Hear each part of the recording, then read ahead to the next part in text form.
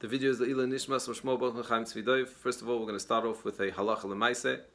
The saying Tal Mata began last night for those that are in America, Chutz La'aretz. And that would mean that when a person is davening Shmones and they get to Baruch Aleinu and they're davening for Parnasa, they're davening for rain, they're davening for the Rebbeinu Shem to bring down Shefa, blessings, everything else, this is an obligation. And if one forgot to do so, then they have to repeat Shmones if they finished Shmones. If they remember before they said Baruch Atah Hashem Mevorach Hashanim, even if you're saying Baruch Atah Hashem and you say Hashem's name, you could say Lamdeini Chukecha, and that's a pasuk in Tehillim, and then go back to the middle of the bracha and continue with the Halachos. If you did not remember until you finished Baruch Atah Hashem Mevorach Hashanim, you could say it right there and then, before you start Tkab Shofar, and you say the Halachos.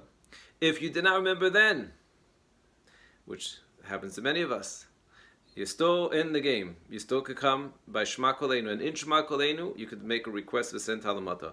If you didn't remember until the end of Shema Koleinu, and you already started Retzei, so then you have to go back to Borech Aleinu.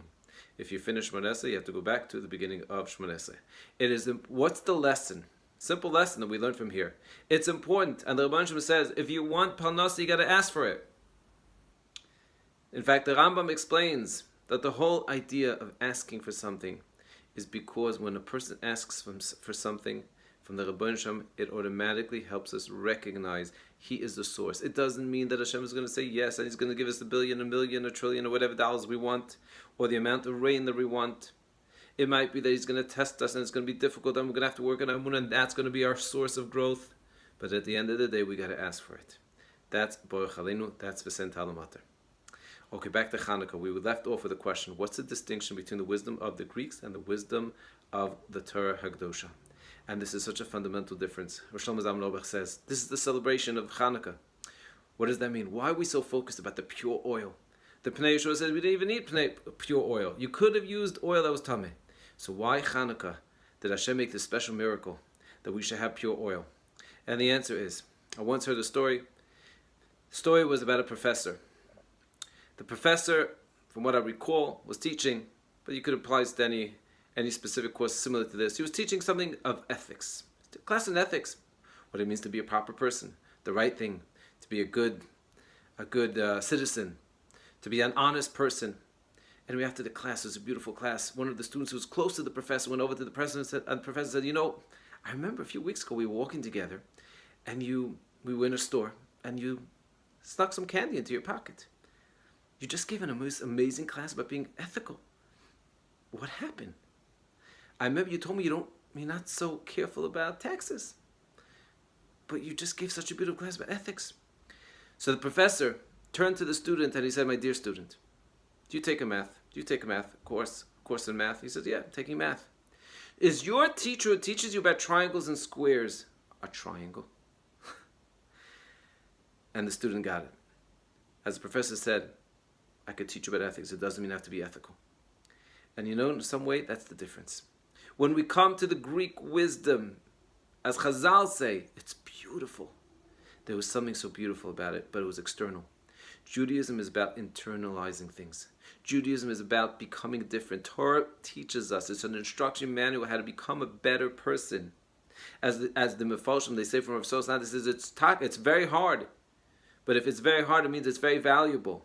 It's harder to finish, to change one midah, one trait, than to finish all of Shas, all of the Talmud. And that tells us how important it is, and how difficult it is. Yes, it's very difficult, but how meaningful.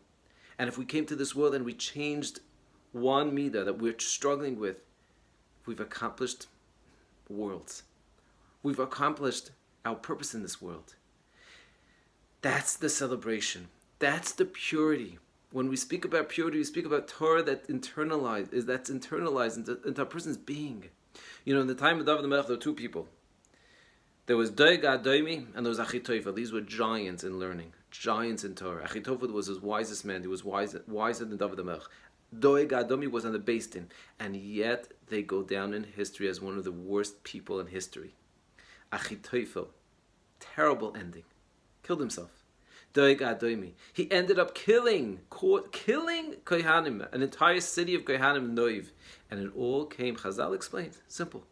The difference between them and David HaMelech was David HaMelech would struggle. Wow, he would struggle with the Yitzhar, and he had a lot of tests. And he even failed. But one thing that he did, he said, I made a mistake. God the Navi came to him and told him, he gave him a whole mashal, and told him you made a mistake with Bathsheba. He said, I made a mistake. There are so many people that I work with and try to help.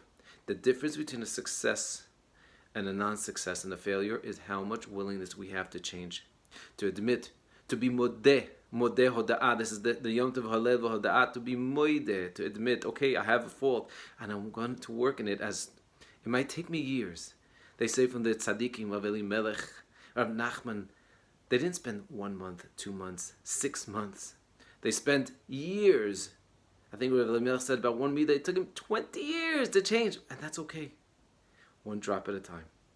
That's a celebration of Hanukkah. Hatzlacha.